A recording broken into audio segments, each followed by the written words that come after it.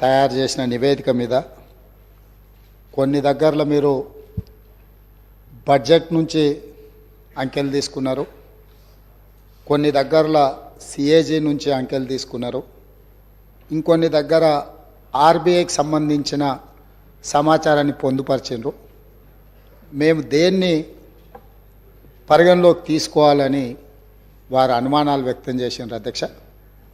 అధ్యక్ష, ఈ ప్రభుత్వము వాస్తవ పరిస్థితులను ప్రజల ముందలు పెట్టి తెలంగాణ రాకంటే ముందు ఉన్న పరిస్థితులను, తెలంగాణ వచ్చిన తర్వాత 10 సంవత్సరాలలో ప్రజలు ఎన్నుకున్న గత ప్రభుత్వం తీసుకున్న నిర్ణయాలు, ఆ నిర్ణయాల వల్ల వచ్చిన ఫలితాలు, దుష్ఫలితాలను ప్రజల ముందు పెట్టి ప్రజాస్వామిక పద్ధతిలో ఈ చట్టసభలో చర్చించి వాస్తవాలను ప్రజలకు వివరించి భవిష్యత్ కార్యాచరణను తీసుకోవాలన్న ఆలోచనతోటే సమర్థవంతమైన ప్రతిపక్షంగా మీ సలహాలు సూచనలు తీసుకొని ప్రజలకు మంచి చేయాలన్న ఉద్దేశంతో నిస్సహాయులకు సహాయాన్ని అందించడమే కాకుండా నిజమైన అర్హులకు మాత్రమే సంక్షేమాన్ని అందించి అర్హులైన వాళ్లకు అవకాశాలు కల్పించి ఈ రాష్ట్రాన్ని బలమైన రాష్ట్రంగా నిర్మించాలన్న ఆలోచనతోటి ఈ దేశంలో ఉండే మిగతా రాష్ట్రాలతోనే కాదు ప్రపంచంతో పోటీ పడే విధంగా తెలంగాణ రాష్ట్రాన్ని నిర్మించాలనేదే మా ప్రభుత్వం యొక్క లక్ష్యము, ఉద్దేశము. అధ్యక్ష, రెండవది, వారు అడిగిన అనుమానాలను నివృత్తి చేయాల్సిన బాధ్యత సభాపక్ష నాయకుడిగా నా మీద ఉంది.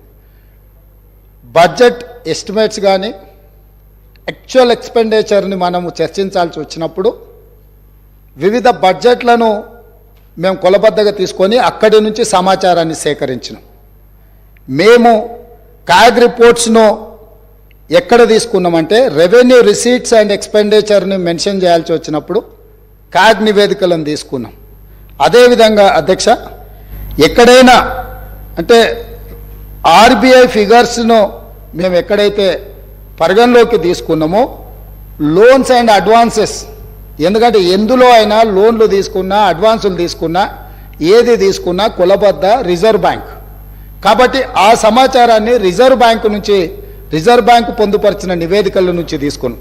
అదేవిధంగా శాలరీస్ అండ్ పెన్షన్స్ ఆ టేబుల్స్ను వాడినప్పుడు మేము రెగ్యులర్ అంటే క్యాగ్ నుంచి ఏదైతే నివేదిక తీసుకున్నామో రెగ్యులర్ ఎంప్లాయీస్కు సంబంధించిన వాటిని మాత్రమే క్యాగ్ నుంచి తీసుకున్నాం.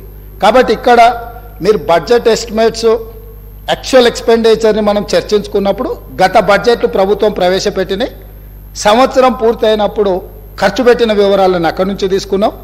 వీటి మీద నివేదికలు అవి సరైన విధంగా ఖర్చు అయినాయా, ప్రభుత్వం సరైన ఉద్దేశంతోనే ఖర్చు పెట్టిందా, లేకపోతే ప్రభుత్వం అంచనాలు ప్రభుత్వం పెట్టిన ఖర్చు సహేతుకంగా ఉందా లేదా, ఒకవేళ లోపభూయిష్టంగా ఉంటే ప్రభుత్వం తప్పిదాలు ఏంటి అనేది కాగ్ నివేదిక ఇస్తుంది. అట్లాంటి నివేదికలను అట్లాంటి వాటిని మనము కాగ్ నుంచి తీసుకున్నాం. మనం చేసే అప్పులు ఇప్పుడు ఉదాహరణ ఒక విషయం నేను చెప్పదలుచుకున్నా అధ్యక్ష. రిజర్వ్ బ్యాంక్ దగ్గర ప్రతిరోజు ఒక నివేదిక మనకు వస్తుంది. ఆ నివేదిక ప్రకారము ప్రతిరోజు మనం ఎంత ఖర్చు పెడుతున్నాము, మన దగ్గర ఎంత ఉన్నది, లేకపోతే మన అవసరాలు ఏమున్నాయని చెప్పి రిజర్వ్ బ్యాంకు మనకు నివేదిక ఇస్తుంది అధ్యక్ష. దాని ప్రకారం తెలంగాణ రాష్ట్రం వచ్చినప్పుడు నేను ఈ బుక్లో పొందుపరిచిన అధ్యక్ష మా ప్రభుత్వము దీని ఒకసారి నేను ఆ పేజీ నెంబర్ వాటి వివరాలను చెప్తాను, ఒకసారి వాటిని చూసుకోమని నేను సభ్యులకు తెలియజేస్తూ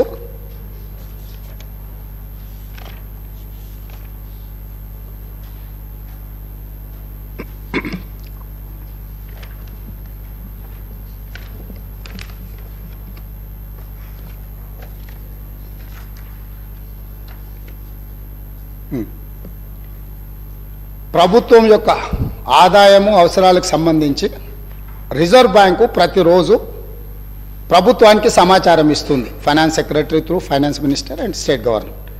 ఇందులో 2014 రాష్ట్రం ఏర్పడిన రోజు ప్రతిరోజు మనం ఏ రకంగా వాడుకున్నాం సంవత్సరం పూర్తి అయిన తర్వాత చెప్తారు.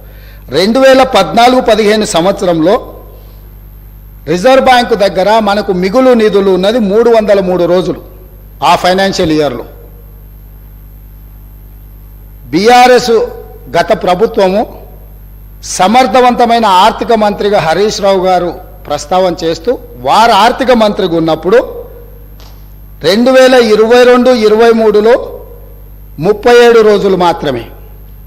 అదేవిధంగా 2021-22లో 57 రోజులు మాత్రమే. 2020-21లో 122 రోజులు మాత్రమే. అదేవిధంగా